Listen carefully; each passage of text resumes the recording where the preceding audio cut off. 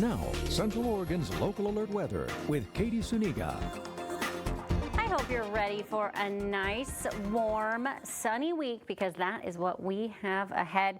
Here's today's viewer photo, and I chose it because of the clouds in the sky. I thought it would be nice for us to spend a little time and remember what our sunsets look like with all these clouds, because we should be looking at skies that are completely clear like we are seeing here on our satellite and radar image across the whole state of Oregon. We have a few clouds off to our east that are just moving over Idaho and a few offshore that are moving to the south.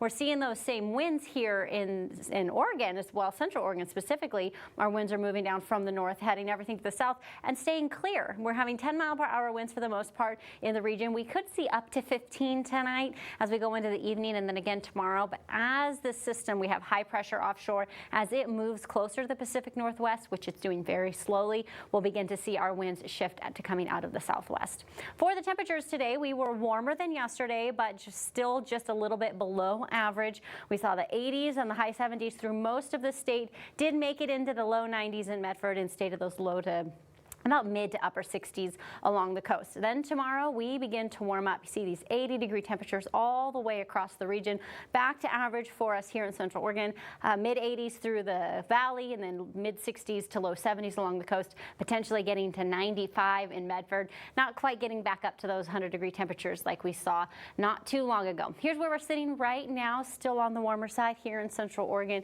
and we're in those low 80s in the valley.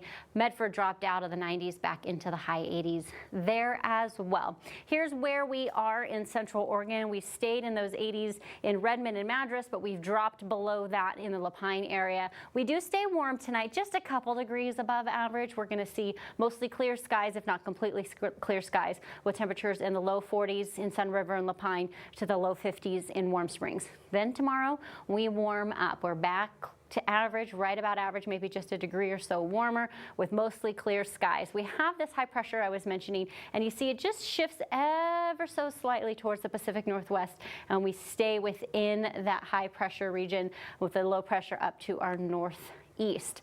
This translates to what you see here, which is pretty much little to no activity. We stay clear for the foreseeable future with maybe a few clouds here or there. By Wednesday, we could see the 90s. Thursday, we should get pretty close.